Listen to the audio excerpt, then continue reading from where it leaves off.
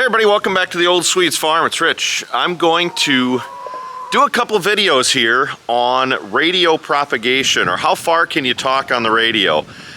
This is a follow-up from our Stuff Hits the Fan video where we're talking about different radios and different frequencies and how far you can talk. People wanted me to get more in depth. Just how far can you talk with your ham radio or your amateur radio. I'm going to break it into two parts at least, so that I don't get to be an hour-and-a-half video.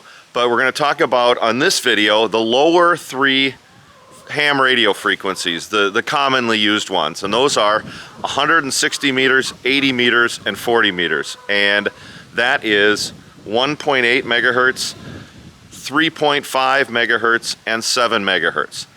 I'm starting this outside because I want to show you the antennas I'm using. Now, we talked about simple antennas, and you sure can. I've got some antennas that are a bit more advanced. I'll show them to you, but you don't need to have this advanced a station. I've got it because I do amateur radio or ham radio competitions. There's weekend competitions or contests on the air, and I'm quite involved in those. So I've got some better antennas so I can talk further or make more contacts. A simple dipole antenna, remember we talked about that, that's one where your feed line out the back of the radio goes up to a center insulator, and then one wire goes one way and one goes the other. Two poles, two pieces of wire going out in different directions. You can throw it up in a tree and have some really good luck with it. But a dipole, a simple dipole antenna, is all you need for these frequencies. Now these lower frequencies, the lower you are in frequency, the longer your antenna is going to be. Let me show you three antennas, and I'll talk about how they're compared to a dipole antenna. First one I'm going to point out is my 80 meter antenna. Hopefully you can see that. If we were using a dipole antenna on 3.5 megahertz, it would be about 130 some feet. Hopefully this wind isn't too bad. The dipole would be about 60 some feet on a side. Now this is a vertical antenna, and so the vertical piece is like one part of the dipole. That goes up about 70 feet, and then underneath there's all sorts of radials around underneath the grass. And those radials are also about, there's 60 of them, and they're about 60 some feet. So instead of one wire going one way and one the other, there's one that goes vertical, and then the other is on the ground. And it is the ground. Here's my 7 megahertz antenna. Again, I apologize if the wind is bad. This is another vertical. It goes up 33 feet, same as a dipole would be, 33 some feet. And then there's 60 radials underground that complete the other part of the dipole, so to speak. One piece goes up, the other's underground. That's for 7 megahertz. So that would be, 33 feet on a side if it was a dipole antenna. The last one is something for 160 meters or 1.8 megahertz, just above the AM band that everybody's probably pretty used to. And this is called an inverted L. Fairly simple antenna. You try to get it up in the air as much as you can and then send it out. This is about 140 feet of wire, and there's two pieces to it. One, I'll show you, the feed line comes, hooks right there. There's one that goes right in the ground, but this other wire goes out on the ground about 150 feet. The other is just a wire, got attached to a ground rod. The wire goes up in the air, and hopefully you can see some of it, but it's up in the air and over to the top of that pine tree. It's a big antenna. 160 meter dipole, is about 120 feet on a side, something like that. So it's about 250 feet long total. It's a big antenna, but I get it up into that, try to get you out of the wind here. Get it, the tip goes up to the pine tree, my inverted L, and comes over to where it was in the other tree. some big antennas, because these are low frequencies. So that 1.8 megahertz antenna, you know, total length of a dipole is about 260 feet. The yeah, I think that's it.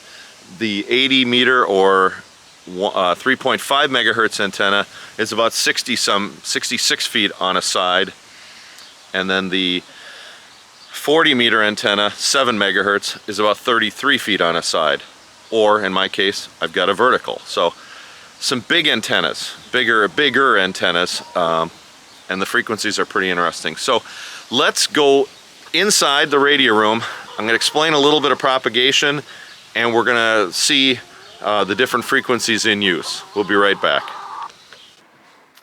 All right, I'm inside. I hope that it wasn't too windy. If it was, I apologize, but hope that wasn't too bad. I want to go through some basic propagation. How do radio waves work? How do they transmit? I'm not going to get into a half-an-hour dissertation on this, but just some basics. At these lower HF, high frequencies that we're using, and again it's 1.8, 3.5, and 7 megahertz we're going to talk about. At these frequencies, weather does not play a part, unless it's like big thunderstorms and you're going to get a lot of static crashes. And if you get big storms around, you should probably unhook your antennas just so you don't build up static or take a lightning hit. So do that. But weather does not play a role in the propagation or the bouncing of these signals. I made a really crude drawing. Here's the Earth, and here's my station, and here's another station that I want to talk to. There are a couple different layers up there in the ionosphere that bounce signals. And I'll just go through them real quick. There's most signals will bounce off the E or the F layer, and they're way up there. It's an invisible layer, but the signals will take off and bounce up off the E layer or the F layer and come down. And it could bounce several times. To get worldwide, you know, it might bounce off 5, 6, 7, 10 times. But it's going to bounce off the E and the F layer. At these lower frequencies, you're going to also notice the D layer. D layer much lower in the ionosphere. What that D layer does, it's during the day. There's when the sun is charging up the ionosphere, that D layer is active. When the sun goes down and it gets dark, that D layer evaporates and or goes away, and lower frequencies can then bounce off the E and the F layer. But during the day, they get sucked up. They're soaked up by this D layer during the day. The higher in frequency you go, the less that this D layer plays a role.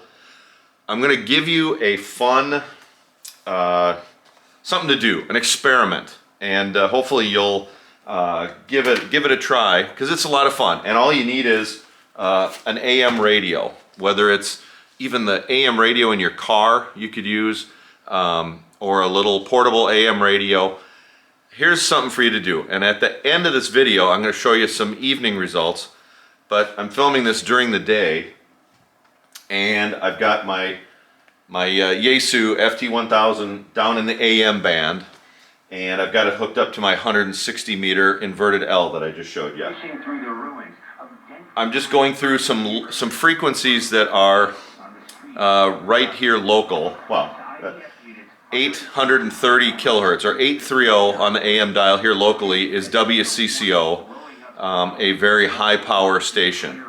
You can hear that no problem. If I go up to 840, I know there's a little bit of interference because WCCO is so loud, they splatter over, but in there I can hear, I've got these written down here, I did some listening just a few minutes ago, KTIC in West Point, Nebraska on 840. 850, still a little bit of interference, but it's WQRM in Duluth, just north of here, maybe 150 miles. It gets a little easier to once you get away from WCCO. But 860 is New Ulm, maybe 40 miles from here, a low power station. 870 KPRM, Park Rapids, Minnesota, just up in northern Minnesota. 880 AM is WMEQ in Menominee, Wisconsin, just east of here, about 100 and some miles. And 890, you can hear it just faintly in there, KQLX in Lisbon, North Dakota. So go grab an AM radio and tune around in between some of your local stations and write down the frequency and what you're hearing, what station. You might have to listen for a little bit. I'm going to put a note down below in the description about a website that I've used to help me identify what stations are what, and it is Mesa Mike, M-E-S-A, mesamike.org. And that is, he lists by frequency all the AM stations on the air from the US and also from Canada. So go listen during the day at what you can find. I pulled out my friendly atlas here, wanted to just show you. We're in Minnesota, and what are we hearing on the AM band during the day with the D layer in effect, soaking up those signals? We're hearing stuff from right in this area. Minnesota, Wisconsin, Iowa, North and South Dakota. We're out about, I don't know, 300 miles at the most, 200-300 miles. And that's pretty typical of lower frequency, what you're gonna listen on a very, very low frequency in the AM band.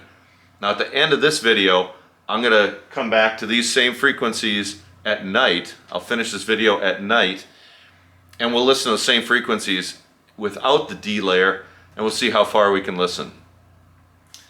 Now I want to get into how far can you talk? People are asking, you know what, for emergency communication, for stuff hitting the fan, for just general use, how far can you talk with your ham radio? Well, during the day, 160 meters or 1.8 megahertz. And I've operated during the day, I've operated during the night a lot.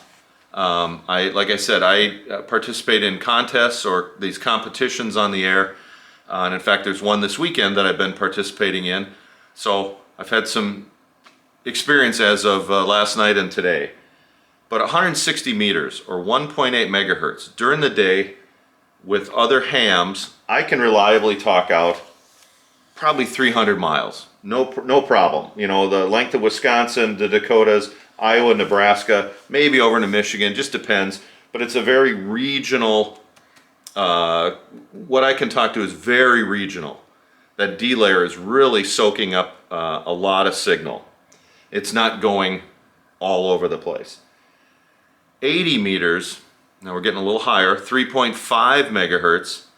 I've got a little more range. I can reliably probably talk over to Michigan, Illinois, Missouri, Kansas, maybe out to Montana. I'm probably talking 500-600 miles that I can reliably talk to with my setup. And I'm talking a 100-watt radio and a simple dipole antenna or a vertical in my case. So a couple hundred miles on 1.8 megahertz, probably 500 miles or so on 3.5 megahertz or 80 meters, and then on 7 megahertz or 40 meters, that band. And I was very active last night and today, but during the day, I'm talking out probably maybe 800 miles, 600 to 800 miles reliably. I would say 600 miles, very reliable. Into New York, just the tip of New York, Ohio, down into Kansas, maybe a bit of Oklahoma, out into Montana, that Arkansas. I am not talking coast to coast, but I'm talking probably 600, maybe 800 miles on 7 megahertz or 40 meters. Now at night, when the D layer goes away and all that absorption is gone, and at the end again we'll do a little look at the AM band, but 160 meters, I know from past experience that I can get on and I can talk coast to coast. There's been times there's a competition just on 1.8 megahertz or 160 meters in the winter, and I can talk coast to coast once the sun goes down and that D layer is gone. with some better antennas or good conditions where maybe there's really good, I don't want to get into a lot of propagation theory and all that, but where there's less absorption, or maybe there's no aurora, there's some good charging. 160 meters, you can talk worldwide. I've talked to over 50 countries on 160 meters or 1.8 megahertz. If you listen, you know, and have a good receiving antenna, you can listen to the AM band from all over the place. I've listened to our local WCCO on 830 that we just listened to. I've listened to them from Hawaii. So thousands of miles away. When it's dark out, the AM band goes 160 meters, expands. 3.5 megahertz or 80 meters, I can talk worldwide in the evening. It's not easy, but conditions, when the absorption is gone, 3.5 megahertz, you can talk worldwide. Can I talk coast to coast? No problem. No problem after dark on 80 meters. There was a competition last weekend, a worldwide competition, and we talked to about 70 countries on 3.5 megahertz. So it can be done. During the day, ain't gonna happen. Just too much absorption. At night, you bet. 40 meters or 7 megahertz, you can talk fairly reliably worldwide. You know, getting into Europe most nights on 40 meters, not a problem. With my vertical outside, not a problem. Talking to Hawaii, South America, hearing in the morning, our time, you know, when it's dark here and dark in Australia. Can you talk to Australia, New Zealand? Yep. It's all tied to where it's dark. So you can't talk worldwide just because it's dark where you are. It needs to be dark on both ends where you want to talk to. So hopefully this has made sense. For these lower frequencies, these lower three frequencies, the 160 meter, 80 meter, and 40 meter bands, this D layer really plays into effect. When that goes away at night, you're bouncing off this E layer and the F layer, and you are getting potentially worldwide communications on those frequencies. Now, as you're watching this, you know, you've hopefully got on your AM radio, listened during the day, and seen what you can. You know, it's more of a regional, like I showed you, more of a regional band, the AM band. At night, with the D layer gone, I'll show you some results when we come back, but I'm expecting that I will be listening out 500 to 1,000 miles on the AM band. And you can do that with just, you know, an AM radio, just a stock AM radio most times, or your car radio if you tune between. And I'll show you that. So if you've got questions, toss them down below, but we'll be right back with some AM band results. Take care. Hey everybody, I'm back. I just wanted to summarize before I get into the AM radio here. Wanted to summarize, you know, the idea for this came about from some people who are trying to really be prepared in case of an emergency, and looking at how far could you talk, where should you tune for good information with a ham radio, should there be, you know, stuff hitting the fan or an emergency. The three lower amateur radio or ham radio bands, 160 meters, 80 meters, and 40 meters, are very regional. These are good, short-range, regional amateur radio frequencies to use if there were an emergency and you're a ham. Very local, like I said, especially during the day. A couple hundred miles on 1.8 megahertz, you know, maybe 300, 400 miles on 3.5 megahertz, 600 some miles on 7 megahertz, 700 miles. And then in the evening, things just expand with the loss of that D layer. So if you're looking for regional communication, these are the ham radio frequencies to use, the lower three bands. Now, during the evening, let's go to our AM radio test. I hope you'll do this. It's now about an hour after sunset here. I've been tuning around just a little bit just to see what you know, what I could get. Remember, it was very regionalized, what I tuned in. And there, the lower frequencies at night, sometimes there can be a lot of signal strength up and down. So maybe I'll catch it here, maybe I won't, but I'll tell you what I've been hearing. Let's just see.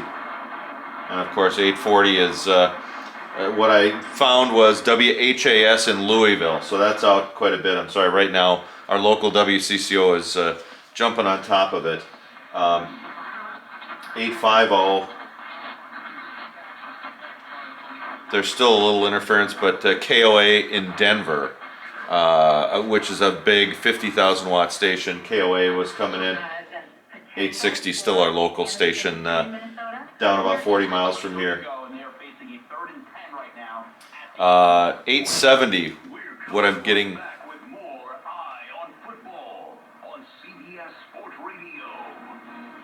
Let's see if they identify here.